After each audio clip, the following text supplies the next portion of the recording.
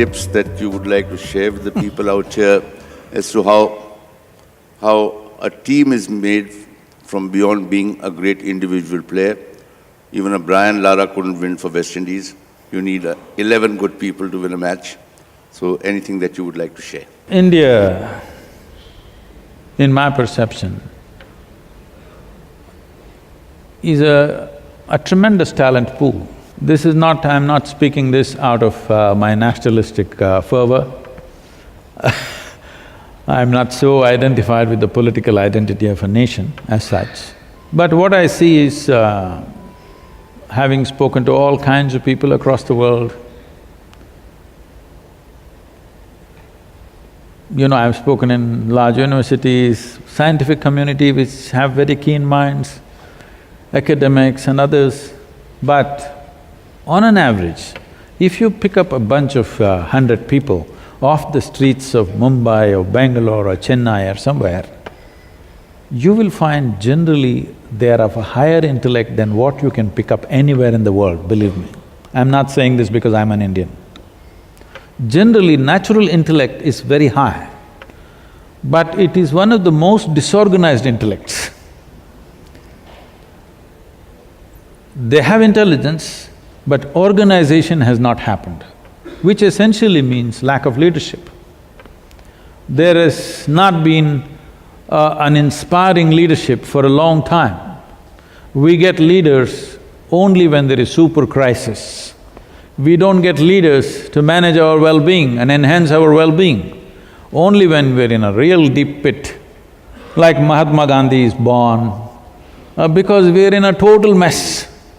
Somebody else has occupied us and everything bad has been done to us. Now one leader props up out of desperation. Otherwise, to be a leader, naturally to stand up and be a leader, to create good things, to maintain good things and to enhance good things in the world, when I look back, I have not seen a leader like that for a long time in the history of this country. I think this is mainly… has many things to… there are many factors to this. I think one main factor is we have been an occupied nation for too long and somehow we have developed this attitude, don't put your head up, somehow put it down and go home. Don't confront problems, avoid problems, has been our attitude always. I think even today mothers are teaching their children, if there's any problem on the street, just put your head down and come home. Don't try to fix it, that's not your problem. Essentially, a leader means in some way you're willing to confront problems. You're willing to seek out problems and possible problems and fix them before they happen. But that attitude has not been there, so we've not built leadership. And also being an occupied nation, we did not build many layers of leadership. If a good leader comes up there, everybody will start worshipping him. A leader does not need worship. He needs many tiers of leadership for him to find traction and do something meaningful. If his leadership has to find expression in the world, or in a nation, or in a state, or in an industry or whatever, you need many tiers of leadership. But in our society, generally when a good leader comes up, we will see worship, somebody will start building temples for him, somebody will start doing puja for him, all these things start happening. We have to shift from this attitude. Looking up to a leader for inspiration is good, but losing all sense about him is not good.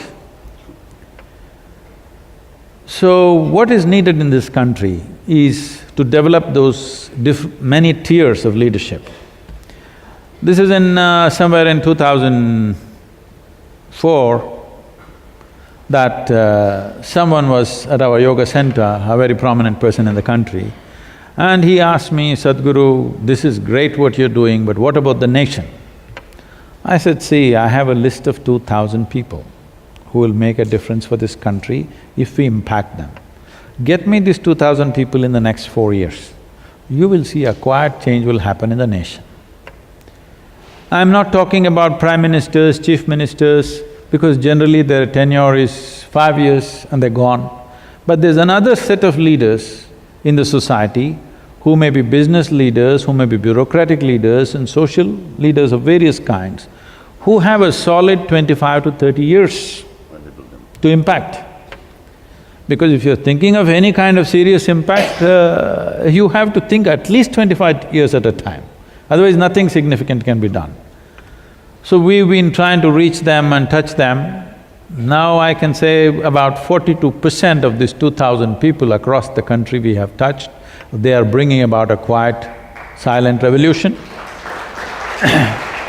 Because in my perception, a revolution is not about, I want you to change. This is not a revolution. This is a problem. This is the basis of all problems. I want you to change. I am willing to change. This is a revolution. To bring this forth in everybody, whatever is needed for the situation, I am willing to change myself and do my best in this given situation. This is a revolution. This is the revolution we need in this country right now, because everybody is stuck to their own mindsets, their own caste, their own creeds, their own whatever, different kinds of things. Everybody is an activist for his own causes. There is no bloody cause which is good enough in this world except human well-being. There is no other cause which is worthy of human attention. If we don't dedicate ourselves to that, if we dedicate ourselves to that, everyone in some way will become a leader.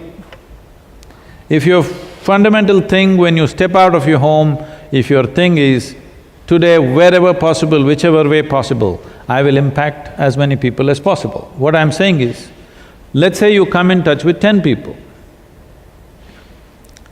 If 10 people come your way today, you can either impact them positively or negatively, or you can let it pass by. Whatever the nature of your job, whether you are just a salesperson, sales manager, whatever you are up there, even if you're a beggar on the street, you know, beggar has the maximum number of clients per day.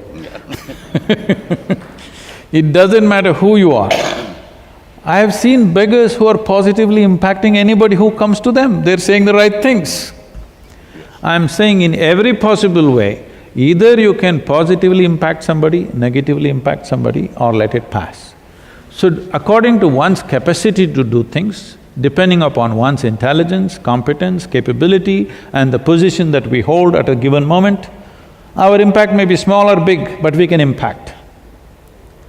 If we exercise this right, if we exercise this choice every moment of our life, wherever you are, you always impact whoever comes in touch with you, you will positively impact them in whatever way possible. You are a leader, how far you will go, let us see the competence and then, suppose you are an IT engineer, you have information technology ideas 1,000 years ago, all right?